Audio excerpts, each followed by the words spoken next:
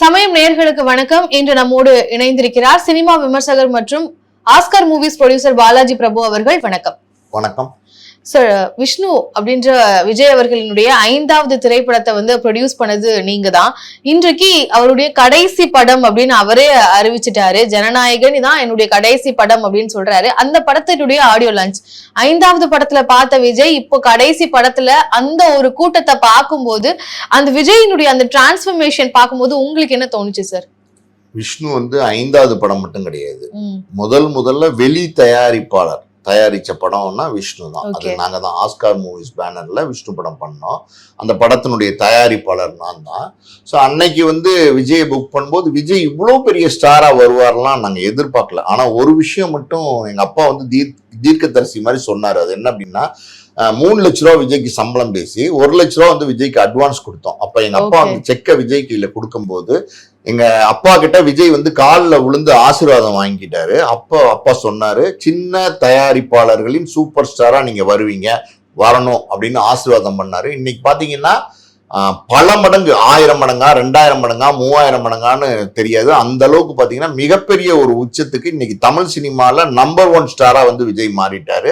அதுல எந்த மாற்று கருத்தும் கிடையாது. தமிழ் சினிமால 2 பேர் டாப் ஸ்டாரஸா இருக்காங்க. ஒருத்தர் ரஜினிகாந்த், இன்னொருத்தர் விஜய். ஸோ இந்த 2 பேருக்கும் தான் இப்ப போட்டியே. அதுல விஜய் அவருடைய கடைசி படம் அப்படின்னும் போது இந்த ஆடியோ ரிலீஸ்ல பாக்குற கூட்டம்லாம் பார்த்தா மலைப்பா இருக்கு. ஏன்னா பாத்தீங்கன்னா ஒரு சினிமால அவர் யாருன்னே தெரியாம உள்ள நுழைஞ்சாரு. அவர் உள்ள நுழைஞ்சும் போது அவரே பேசியிருக்காரு பாருங்க. நிறைய விமர்சனங்கள்லாம் அவர் மேல வைக்கப்பட்டது. நிறைய அவமானங்களை எல்லாம் சந்திச்சுதான் விஜய் இவ்வளவு பெரிய இடத்துக்கு வந்திருக்காரு. ஆனா இன்னைக்கு ஒரு 69 படத்துல 33 வருஷத்துல தமிழ்நாட்டு மக்கள், அதுவும் இல்லாம உலகளவுல மக்கள் உலகளவுல இருக்கிற தமிழர்கள் கொண்டாடக்கூடிய ஒரு நாயகனா விஜய் இருக்காரு அப்படின் போது உண்மையிலுமே ரொம்ப பெருமையா இருக்கு. அந்த நடிகர் விஜய் அப்படின்ற மேல நமக்கு எந்த காலத்திலயுமே இந்த விமர்சனம் கிடையாது. நடிகர் விஜய் அவர் சினிமால டாப், அவர் தான் நம்பர் 1, அவர் தான் சூப்பர் ஸ்டார், அவர் தான் எல்லாம். அவருக்கு இருக்கிற வியாபாரம், அவருக்கு இருக்கிற ஓப்பனிங், அவருக்கு இருக்கிற கலெக்ஷன், அவருக்கு இருக்கிற ரசிகர் கூட்டம் எல்லாமே நம்பர் 1 தான். கண்டிப்பா நம்ம அரசியல்வாதி விஜய் தான் விமர்சனம் பண்ணிட்டு இருக்கிறோம். இப்போ இந்த ஆடியோ ரிலீஸை பொறுத்த வரைக்கும் பாத்தீங்கன்னா அது அரசியல் பேசக்கூடாது இந்த விழால அப்படின்னு மலேசிய அரசு கட்டுப்பாடு விதிச்சுட்டாங்க. அப்படி கட்டுப்பாடு வீச்சதுக்கு அப்புறம் விஜய் என்ன அரசியல் பேசுவார், பேச முடியாதே அப்படிங்கிற மாதிரி எல்லாரும் தவிச்சாங்க விஜயுடைய ரசிகர்கள். ஆனா விஜய் பாத்தீங்கன்னா நாசுக்கா அரசியல் பேசிட்டார். அதாவது போற போக்குல பேசிட்டு போவாங்கல்ல, அந்த மாதிரி ரொம்ப அழகா, எந்த விதமான அரசியல் கனெக்டும் இல்லாம, எந்த கட்சி பேரையும் குறிப்பிடாம, யாருடைய பேரையும் குறிப்பிடாம ரொம்ப தெளிவா பேசியிருந்தார். அவருடைய ஸ்பீச்ல எல்லா பக்கமே பாத்தீங்கன்னா ஒரு அரசியல் நெடி இருந்துச்சு. ஆரம்பத்துல இருந்தே பாத்தீங்கன்னா ஒரு அட்டாக் இருந்துச்சு. அவர் கடைசியா முடிக்கும் போது, நீங்க உங்க வாழ்க்கையில முன்னேறணும்னா உங்களுக்கு நல்ல நண்பர்கள் கூட இருக்காட்டாலும் பரவாயில்ல, நல்ல பலமான எதிரி உங்க கூட இருக்கணும் அப்படிங்கிறார். அந்த இடத்துலதான் பாத்தீங்கன்னா அந்த ஆடிட்டோரியமே அதிர ஆரம்பிச்சிச்சு. அந்த எதிரி போறோம் வரவன் எல்லாம் நம்ம எதிர்க்க முடியாது, ஒரு பலசாலியை தான் நம்ம எதிர்க்க முடியும். அந்த பலசாலியை எதிர்த்து ஜெயிச்சாதான் நீங்க பலசாலிங்கிறத ப்ரூவ் பண்ண முடியும் அப்படின்னு சொல்றாரு விஜய். அதெல்லாம் பாத்தீங்கன்னா முழுக்க அரசியல் ஸ்பீச் தான். அரசியல் ஸ்பீச் தான். அரசியல் ஸ்பீச் அப்படின்னு ஸ்பீச்சா தான் கன்வே பண்ணுன்றதை தாண்டி பாட்டாவே பாடிடலாமே அப்படின்ற மாதிரி சோபா அவர்கள் பாடினாங்க இல்லையா? சிஎம் அப்படின்னு சொன்ன உடனே அங்க அவருடைய ஸ்மைல் அப்படியே காட்டுறாங்க. அப்பவும் ஒட்டுமொத்த அரங்கமும் அப்படியே பயங்கரமா பிளாஸ்ட் ஆயிடுச்சு அப்படின்னு தான் சொல்லணும். பாட்டு மூலயமாவும் அரசியல் லைட்டா அங்கங்க பார்க்கப்பட்டது தானே. இந்த அவங்க பாடினது, அவங்களே சிஎம்னு சொல்றது, தன்னுடைய மகனை சிஎம் அப்படின்னு சொல்றாங்களோ அப்படிலாம் நிறைய ரசிகர்கள் கனெக்ட் பண்ணி பார்க்க ஆரம்பிச்சிட்டாங்க. அதை பத்தி சொல்லுங்க. சோபாவும் விஜயும் சேர்ந்து நிறைய பாட்டு பாடியிருக்காங்க. சோபா விஜய் சேர்ந்து பாடின முதல் பாடலே விஷ்ணு படத்துல இடம்பெற்றதுதான். தொட்டபெட்டா ரோட்டு மேல தொட்டுக்கொள்ள சிக்கன் தரட்டா, அந்த படம் தான் பாடினாங்க. அதுக்கப்புறம் பாத்தீங்கன்னா ஒன்ஸ் மோர்ல ஊர்மிளா பாடினாங்க. நிறைய படங்கள் சேர்ந்து பாடியிருக்காங்க. அந்த வகையில அந்த பாட்டு, அது சிவகாசியில இடம்பெற்ற பாட்டு, கோடம்பாக்கம் ஏரியா ஓட்டு போட வாரியா, அந்த பாட்டை சோபாவும் திப்புவும் பாடியிருக்காங்க. அந்த பாடலை இந்த மேடையில சோபா பாடினாங்க. அந்த பாடலை தேர்வு செய்து பாட வைத்ததுக்கு காரணம் எப்படின்னா, அதுல ஒரு வரி வருது, நாங்க நினைச்சா நீயும் சிஎம் தான் அப்படிங்கிற மாதிரி ஒரு வரி வருது. அந்த வரி அங்க இடம்பெறணும், அந்த ஆடிட்டோரியத்தை உற்சாகமாக்கணுங்கிறதுக்காண்டி திட்டமிட்டே தேர்ந்தெடுக்கப்பட்ட பாடல் தான் அந்த பாடல். அந்த சிஎம்ங்கிற வார்த்தை வரும்போது அந்த ஆடிட்டோரியமே பாத்தீங்கன்னா அதிருது, அதாவது அரங்கமே அதிருதுன்னு சொல்லுவாங்க, அந்த மாதிரி அதிர்ச்சி. அது இல்லாம பாத்தீங்கன்னா விஜய்க்கு ஒரு க்ளோஸ் ஷாட் கட் பண்ணாங்க. விஜயுமே வந்து ஒரு மெல்லிய ஒரு புன்னகையோட அதை வந்து விரும்புறார் அப்படிங்கிற மாதிரி, அதை ரசிக்கிறார் அப்படிங்கிற மாதிரி இருந்துச்சு. மொத்தத்துல வந்து பாத்தீங்கன்னா இந்த படத்தினுடைய ஆடியோ வெளியிட்டு எதுக்கு இவ்வளவு கிராண்டா பண்ணணும் அப்படின்னா அவரோட மாச காட்டணும். இந்த ஆடியோ ரிலீஸ் வந்து பாத்தீங்கன்னா இன்னைக்கு மிகப்பெரிய ஒரு கிராண்ட் சக்சஸ் இந்த ஆடியோ ரிலீஸை பொறுத்த வரைக்கும். எதிர்பார்த்ததை விட பல மடங்கு ஒரு பெரிய வரவேற்பு வந்து விஜய்க்கு வந்து மலேசியால கிடைச்சிருக்கு. அந்த விழா வந்து இந்த படம் ஜனநாயகன் படத்துக்கு மிகப்பெரிய ப்ரொமோஷனா இருக்கணும் அப்படின்னு நினைச்சாங்க. அதே மாதிரி இந்த படத்துக்கு மிகப்பெரிய ப்ரொமோஷனா இருக்கு. அந்த விழாவை நடத்தினது தத்தோ மாலிக்ங்கிறவர். அவர் வந்து பாத்தீங்கன்னா மலேசியா உரிமம், அதாவது ஜனநாயகன் படத்தினுடைய மலேசியா உரிமத்தை வாங்கினவர் தான், டிஸ்ட்ரிபியூட்டர் தான் அவருக்கு தான் இந்த டிவி உரிமையும் வழங்கப்பட்டிருக்கு. கூடிய சீக்கிரம் பாத்தீங்கன்னா நியூ இயர் பிறந்தோன்னே ஜனநாயகன் ரிலீஸ்க்கு ஒரு 2-3 நாளைக்கு முன்னாடியே, ஒரு 4 நாளைக்கு முன்னாடியே அந்த டிவியில வந்து இதை டெலிகாஸ்ட் பண்ணுவாங்க இந்த ஆடியோ ஃபங்க்ஷனை. அது இன்னும் பெரிய ஒரு ரீச்சா இருக்கும். ஸோ ஒரு பெரிய பப்ளிசிட்டி கிரியேட் பண்ணியிருக்காங்க. எப்படி வந்து இந்த ஆடியோ ஃபங்க்ஷனை வந்து மிகப்பெரிய வெற்றி விழாவை ஆக்கணும்னு நினைச்சாரோ அதே மாதிரி இந்த படத்தையும் ஒரு கிராண்ட் சக்சஸ் ஆகணும்னு அவங்க பிளான் பண்ணியிருக்காங்க. இது வரைக்கும் விஜய் பண்ண ரெக்கார்ட்ஸ்னு ஒன்று இருக்கு இல்லையா, அது கலெக்ஷன் ரெக்கார்ட்ஸ், அதை இந்த ஜனநாயகன் படத்தின் மூலமா உடைக்கணும்னு நினைச்சிருக்கிறாங்க. ஆனா இங்க சில சிக்கல்கள் இருக்கு. தனியா வந்திருந்தாருன்னா 9ஆம் தேதியில இருந்து ஒரு 2 வாரத்துக்கு வந்து யாருமே போட்டி இல்லைன்னா 1000 தியேட்டர்ல ரிலீஸ் ஆயிருக்கும், அள்ளி இருப்பாங்க காசை. ஆனா வந்து 14 வந்து பராசக்தி வருதுன்னு ஆல்ரெடி அனௌன்ஸ் பண்ணியிருந்தாங்க. அப்படி வந்திருந்தா கூட ஒரு 5 நாளைக்கு 1000 தியேட்டர்ல ஓடி இருக்கும். அப்பயுமே அவங்க நினைச்ச கலெக்ஷன் அள்ளி இருக்க முடியும். ஆனா இன்னைக்கு 9-10 போது விஜயனுடைய கனவு அது கொஞ்சம் நினைவாக்குறது கஷ்டமா இருக்கு. ஆனாலும் பாத்தீங்கன்னா இந்த படத்துக்கு ஒரு பெரிய எதிர்பார்ப்பு. அதான் சார் ஒன் லாஸ்ட் டான்ஸ் அப்படின்னு சொல்றாங்க இல்லையா, அதாவது கடைசியா ஆட போறாரு, கடைசியா பார்க்க போறோம் அப்படின்னு அதை வந்து ஒரு கிட்டத்தட்ட ஒரு நாஸ்டாலஜியா வந்து எல்லா மக்களும் வந்து அதை கனெக்ட் பண்ணிக்கிறாங்க. விஜய்னு சொல்லும் போது நடிப்பு ஒரு பக்கம், பாட்டு ஒரு பக்கம், சாங்ஸ் தான் அவருக்கு ஒரு ஹிட் கொடுத்தது. அதே மாதிரி டான்ஸ், விஜய்னாலே வந்து எல்லாரும் டான்ஸ் அப்படின்னு தான் சொல்லுவாங்க. டான்ஸ் மாஸ்டர்ஸ்ல பிரபுதேவால இருந்து எல்லா முன்னணி டான்ஸ் மாஸ்டர்ஸும் அவருக்கு ஒரு ட்ரிபியூட் எல்லாம் கொடுத்தாங்க. அது எல்லாம் வந்து இது வரைக்கும் எந்த நடிகருக்கும் பண்ணாத ஒரு விஷயம் அப்படின்னு பார்க்கப்படுது இல்லையா, அதை பத்தி சொல்லுங்க. நீங்க சொன்னீங்கல்ல இந்த ஒன் லாஸ்ட் டான்ஸ் அப்படிங்கிறதும் இதுதான் லாஸ்ட் படம் அப்படிங்கிறதும் அதையே ஒரு பப்ளிசிட்டி டூலா யூஸ் பண்றாங்க. அதையே ஒரு பப்ளிசிட்டி டூலா யூஸ் பண்றாங்க. நீங்க பாத்தீங்கன்னா இது லாஸ்ட் படம் விஜய் படம் போது இதை வந்து ரசிகர்கள் வந்து ரிப்பீட்டா பார்க்கணும்னு ஆசைப்படுறாங்க. 1 தடவை 2 தடவை 3 தடவை 4 தடவை 5 தடவை. ஏன்னா அவங்களுடைய சைக்காலஜிக்கலா அவங்களுக்கு என்ன அப்படின்னா இனிமே நம்மளுடைய ஸ்டாரை, நம்மளுடைய தலைவரை, நம்மளுடைய சூப்பர் ஸ்டாரை திரையில பார்க்க முடியாது. இதுதான் அவர் ஆட போற கடைசி ஆட்டம், இதுதான் அவர் பண்ண போற ஃபைட், கடைசி ஃபைட்டு, இதுதான் அவர் நடிச்சிருக்கிற கடைசி படம் போது அது ஒரு எக்ஸ்பெக்டேஷன் ஆட்டோமேட்டிக்கா கிரியேட் பண்ணும். பர்டிகுலரா அவருடைய ரசிகர்கள்ட்ட வந்து மிகப்பெரிய எக்ஸ்பெக்டேஷனை கிரியேட் பண்ணும். அதே ஒரு பப்ளிசிட்டி டூலா வந்து யூஸ் பண்றாங்க. இப்ப இந்த கடைசி படம் அப்படின்னும் போது அந்த வார்த்தை கடைசி படம் அப்படிங்கிற வார்த்தையினாலேயே பாத்தீங்கன்னா இந்த படத்தை வந்து பல தடவை வந்து அவருடைய ரசிகர்கள் பார்க்கணும்னு ஆசைப்படுறாங்க. அது இல்லாம விஜய் அரசியலுக்கு வந்துட்டார் அப்படின்னும் போது இன்னைக்கு விஜயனுடைய படத்தை அவருடைய ரசிகர்கள் மட்டும் இல்லாம பொதுமக்கள், அது இல்லாம இன்னைக்கு பல பிரபலங்கள், பல தொழில இருக்கிற பெரிய பெரிய தொழிலதிபர்கள், இதையெல்லாம் தாண்டி தமிழகத்துல இருக்கிற பல முக்கியமான அரசியல்வாதிகள், ஏன் இந்தியாவில் இருக்கிற பல முக்கியமான அரசியல்வாதிகள் கூட இந்த விஜயனுடைய கடைசி படத்தை ஃபர்ஸ்ட் ஷோவே பார்க்கணும்னு ஆசைப்படுறாங்க. ஏன்னா படம் எப்படி வந்திருக்கும் விஜயோட படம் அப்படின்னு சொல்ல போனா ஸ்டாலின் அவர்களே போய் பார்த்தாலும் பாப்பாரு அப்படின்னு நிறைய பேர் வந்து சொல்றாங்க. திமுகவே பாப்பாங்க. அது சொல்ல முடியாதுமா, இது சினிமா தானே. இது சினிமான போது அது சினிமா எப்படி வந்திருக்குன்னு பாக்குறதுல ஒன்னும் தப்பு இல்லையே. நம்மளுடைய முதலமைச்சர் எத்தனையோ படங்கள் பாக்குறாரு. அதே மாதிரி இந்த படத்தை பாக்குறதுனால ஒன்னும் தப்பா நம்ம சொல்லிட முடியாது. இது முழுக்க முழுக்க சினிமால விஜய் வந்து நான் சொன்ன மாதிரி பாத்தீங்கன்னா ஒரு சூப்பர் ஸ்டார். ஒரு கடைசி படம் போது அது எப்படி பண்ணிருக்கிறாங்க அப்படின்னு ஒரு எக்ஸ்பெக்டேஷன் இது வந்து ஆட்டோமேட்டிக்காவே கிரியேட் ஆனதுனால எல்லாருமே இந்த படத்தை பார்க்கணும்னு விரும்புறாங்க. அவருடைய ரசிகர்கள் வந்து ரிப்பீட் மோட்ல பார்க்கணும்னு விருப்பப்படுறாங்க. அப்படி இருக்கும்போது இது ஒரு பெரிய கிராண்ட் சக்சஸ் ஆகும். நீங்க பாருங்களேன், நான் இப்ப சொல்றேன், ஜனநாயகனுடைய வெற்றி மிகப்பெரிய வெற்றியா இருக்கும். அதனுடைய கலெக்ஷன் தமிழ்நாட்டை பொறுத்த வரைக்கும் அவர் நினைச்ச கலெக்ஷன் கொஞ்சம் எடுக்கிறது கொஞ்சம் கஷ்டம் தான். ஒரு டஃப் காம்படிஷன் வந்து உள்ள வந்துருச்சு. பராசக்தி கூடவே ரிலீஸ் ஆகிறதுனால தியேட்டர்ஸ் இல்லை, வேற ஒன்றும் இல்லை. இப்போ 1000 தியேட்டர் தான் இருக்கு ஸ்கிரீனிங் அப்படின்னா ஒரு நாள் மட்டும்தான் வந்து ஜனநாயகன் வந்து 1000 தியேட்டர்ல ஸ்கிரீன் பண்ண முடியும். அடுத்த நாள்ல இருந்து 50-50 ஷேர் ஆயிடுது. 500-500 அப்படின்ற மாதிரி ஷேர் ஆகும்போது கலெக்ஷன் ஷேர் ஆக தானே செய்யும். அந்த ஒரு டிராபேக் மட்டும்தான் இருக்கே தவிர அதையும் தாண்டி ஒரு ரெக்கார்டை ரெக்கார்டை உடைக்கும். இது ஒரு ரெக்கார்ட் பிரேக்கிங் படமா இருக்கும்.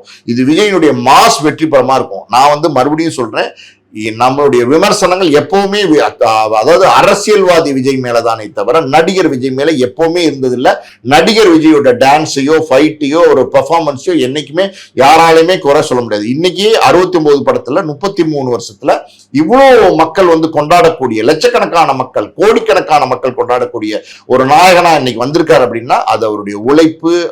அவரை வந்து மக்களுக்கு ரொம்ப பிடிச்சிருக்கு. அந்த மக்களுக்கு ஒருத்தரை பிடிக்கணும். நீங்க ஒரு தலைவன் உருவாகிறார் அப்படின்னா, ஒரு ஹீரோ உருவாகிறார் அப்படின்னா, ஒரு சூப்பர் ஸ்டார் ஆகிறார் அப்படின்னா மக்களுக்கு முதல்ல பிடிக்கணும் அந்த பர்சனாலிட்டியை.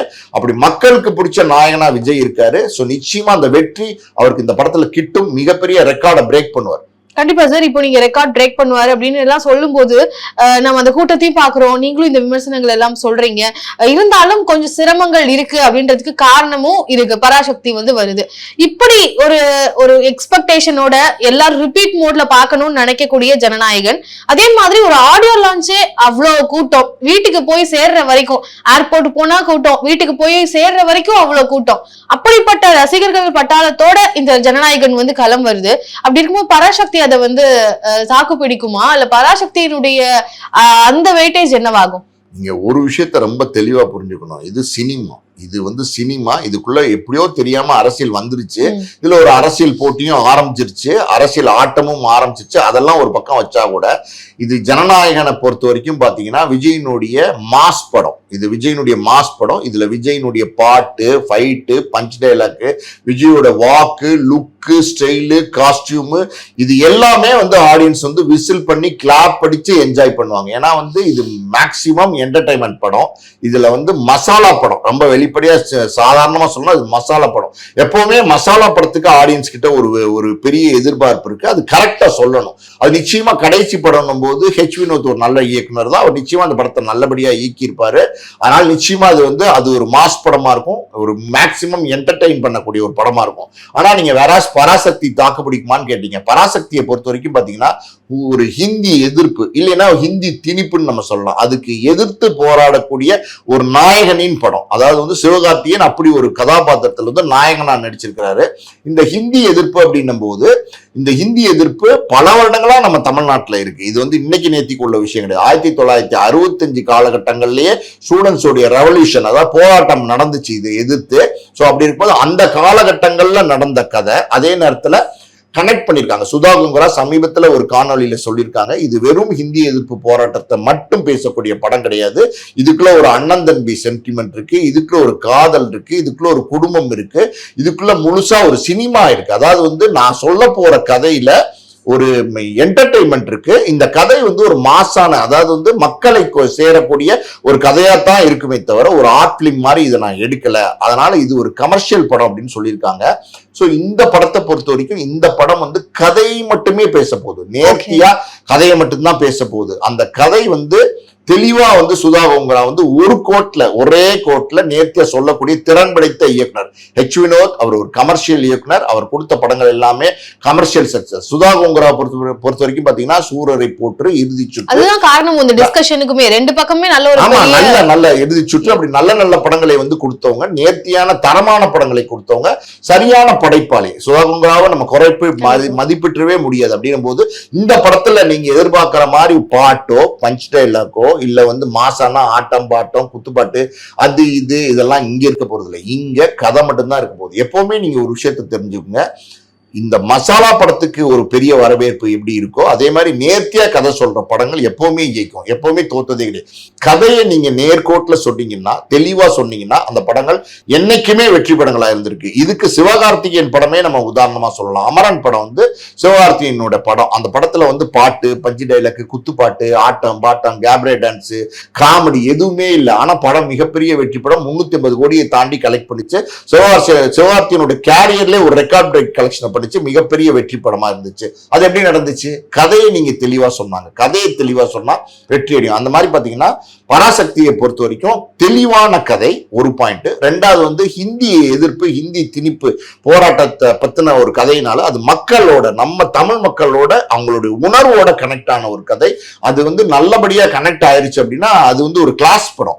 அது வந்து பெரிய லெவல்ல ரசிக்கப்படும். இன்னும் சொல்ல போனா சிவகார்த்திகேயனுக்கு ஒரு அமரன் மாதிரி, இது அமரனையும் தாண்டின ஒரு வெற்றியா சிவகார்த்திகேயனுக்கு இருக்கும். இது ஒரு பெஞ்ச் மார்க் படமா சிவகார்த்திகேயனுக்கு இருக்கும். ஸோ ரெண்டுமே வந்து சரியான படங்களா தான் வருது. எனக்கு தெரிஞ்சு பாத்தீங்கன்னா 2 படங்களும் நேர்த்தியா இருக்கு, 2 படங்களும் நல்லா இருக்கு. ஜனநாயகன் கமர்ஷியலாவும், இது வந்து கிளாஸாவும் இருக்கிறதுனால தியேட்டர்ஸ்ல அலமோத போது கூட்டம் பொங்கலுக்கு அப்படின்றது மட்டும் தெளிவா தெரியுது. கன்ஃபியூஷன்ல இதை பார்த்து முடிச்சுட்டு அது அடுத்த பார்த்து முடிச்சது அப்புறம் இது அப்படின்ற மாதிரி மக்களும் போறாங்கன்னு நினைக்கிறேன். இருந்தாலும் ஒரு பெரிய டஃப்பான ஒரு சிச்சுவேஷன் தான் பராசக்திக்கு அப்படின்னு சொல்றதை வந்து சரின்னு நம்புறீங்களா சார்?